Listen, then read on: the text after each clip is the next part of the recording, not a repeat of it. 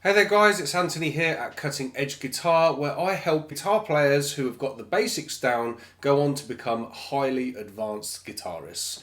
In today's lesson, I'm going to be showing you how to correctly execute the pull-off technique. Let's get right into it.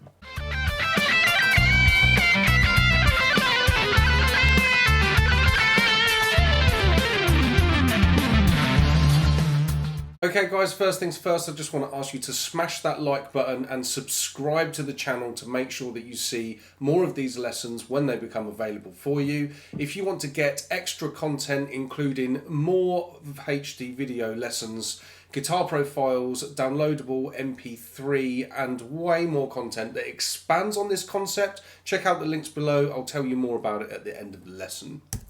Okay guys, let's get right into the pull-off. So far in the last couple of YouTube videos I've done for you here, we have been talking about the hammer-on. We're now going to talk about the pull-off, which is kind of the opposite technique of the hammer-on.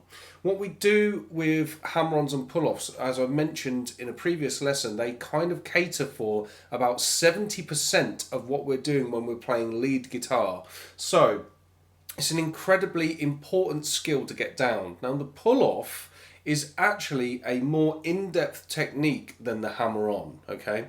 So what we're going to do, we're going to set our hand up so that we're playing the 5th fret on the G string with the 1st finger and the 7th fret on the G string with the 3rd finger. So what we're going to assume here is that we've already executed the hammer-on technique. Again, if you haven't seen my videos on those, it's all in a playlist here at YouTube. Make sure you check those out.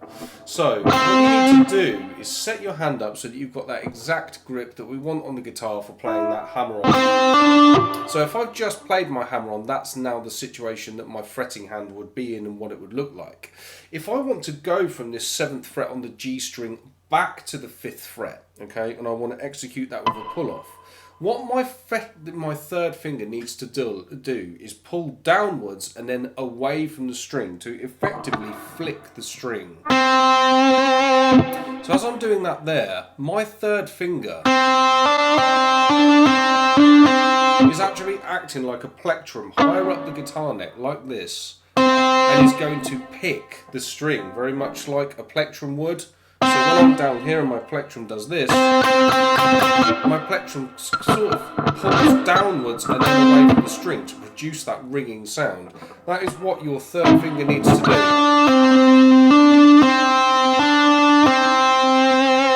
Okay, so make sure that it's downwards and then away from the string. You should feel, if you've been playing the guitar for any amount of time where you've developed calluses on your fingers, you should feel the callus kind of dig into the string and then pull away to create that pull-off sound. Now, an exercise that is absolutely brilliant for developing this technique, similar to what I had done in the hammer-on lessons that I've done for you previously here on YouTube. This is kind of the opposite of the hammer-on exercise. So what I'm going to do is I'm going to play my pull-off 7th fret to 5th fret.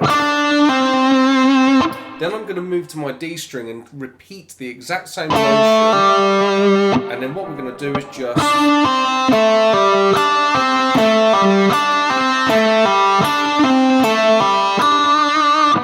a couple of points. I've talked previously about muting, fretting hand muting and pricking hand muting. The exact same muting considerations apply to your pull-off technique. So again, if you haven't seen that video, make sure you watch my videos on the hammer-on where I talk about the muting considerations for keeping everything quiet in terms of the fretting hand and the picking hand. Also, another thing that I do with these ideas, I like to keep my plectrum in between the 2 strings.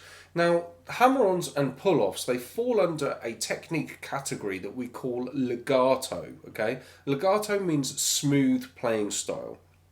Now, when I'm playing anything legato, I like to keep my pick changing, the pick directions moving in the same direction as string changes, because I think it contributes to the smooth sound of the technique. Also as well, I just feel that it's mechanically very efficient to do downstroke here, upstroke here, rather than do 2 downstrokes. So I just think that's a good idea. I would experiment with that if I was you.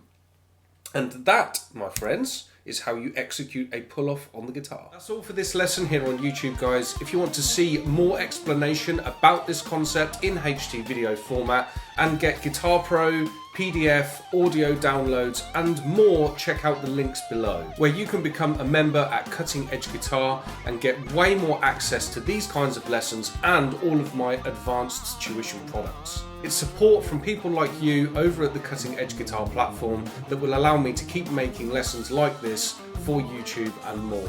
If you want to see more lessons like this, make sure that you like the video, subscribe to the channel and turn the notification bell on. Thank you so much for watching, and I will see you in another lesson sometime soon.